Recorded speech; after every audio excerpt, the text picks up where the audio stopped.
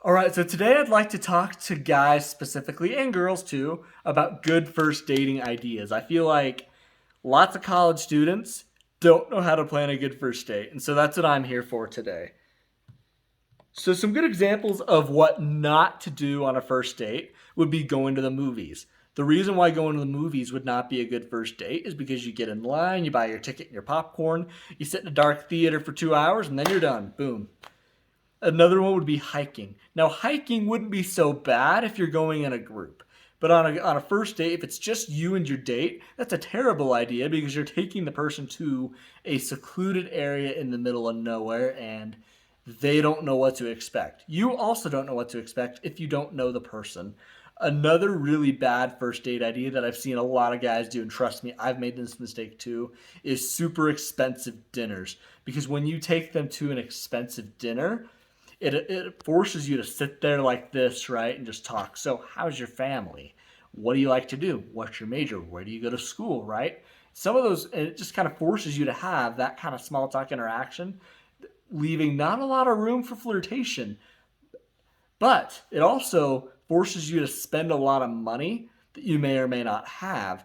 And when you do that, it kind of you're just spending a lot of money on somebody who you may not end up working out with. Much better to do a nice cheap first date. I'm going to share a story of a time when I made this mistake. So I was using the app Mutual, if any of you know what that app is. And I matched with this girl from St. George, Utah. And I was super excited. I thought she was super cute. We talked a few times on Zoom, and I decided I was going to go down to St. George and take her on a date.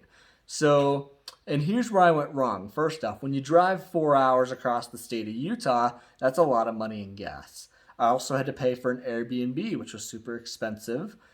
I then took this girl mini golfing, which was great. I think mini golfing is actually a great first date idea. We'll get to that in a minute. But then, preceding the mini golfing, we decided to go and get lunch somewhere, which the lunch was a little too expensive for my liking, but we did it anyway. After the date, I dropped her off at her car. We hugged. I drove back up to Utah County. Never heard from her again. I sent her a text after the date thanking her for coming with me, and she never responded. And so I spent a lot of time, about 24 hours of my time, and a lot of money on a girl who didn't end up liking me. And of course, there's nothing wrong with a girl not liking you on the first date.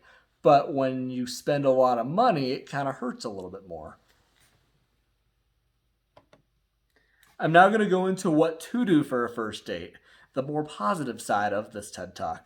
So, some more positive things to do on a first date would be mini golfing. Mini golfing is a great one. You take them, you get to talk to them about mini golf. There's a little bit of teasing and flirtation that probably goes into it. While you can also get to know the person better. It also allows you to see what kind of winner and what kind of loser the person is going to be. Another one would be just a nice walk and talk because a walk and talk is free. You can just talk about the things you see on the walk, get to know each other, and you're not having to spend any money on the person. And if you decide the person's not for you, great, you can end the date early. Another one would be board games slash card games. And I have an example of when I did this on a date. So I was heading up to Rexburg, Idaho to visit a buddy of mine, and I decided to use Mutual and see if I could get a date in the Rexburg area, which I did. I matched this girl and I was like, hey, you want to double with me and a buddy tonight? And she was like, sure. And so we went, and our original plan was to go to the BYU Idaho bowling alley. But unfortunately, the alley was rented out for the night. So we decided that we were going to go to this drink shop. It was a lot like Swig. I can't remember the name of it, but we got some drinks. After we got the drinks, we went to a study lounge at BYU Idaho and we played a card game called Cover Your Assets. It was super fun. I personally had a lot of fun with this girl. It was fantastic. I spent less than $10 and it was an awesome date. After the date, she and I did continue to talk message back and forth for a little while longer. The only reason we decided to cut off contact was because we decided long distance wasn't the way to go. And the reason I think that this is cool is because I spent less than $10. I put in maybe an hour and a half to 2 hours on this date. And after we decided it wasn't going to be, it didn't hurt my wallet one bit that I had gone on this date with this girl. So my conclusion is this: guys, you need to ask girls on dates, but you need to ask girls on cheaper dates. Again, group date hiking, mini golfing, bowling, walking and talking, drink shop like Swig.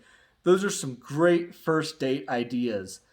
So, guys, my invitation to you is this: when you plan dates, don't try to show off how much money you have, or don't try to seem too overeager. Keep your dates to 2 hours or less, or you will seem overeager. And most importantly, plan cheap dates. That's something that I cannot emphasize enough. And girls, my invitation to you is this: when a guy does ask you on a date and it may seem cheaper than what you're expecting, that's a good sign. It means that he's not investing a ton of time and energy into you until he feels that there's a connection. So go on these cheap dates. Don't expect too much out of these poor college students. And that's it. So thank you so much for coming to my TED Talk today. I hope you all have a great night.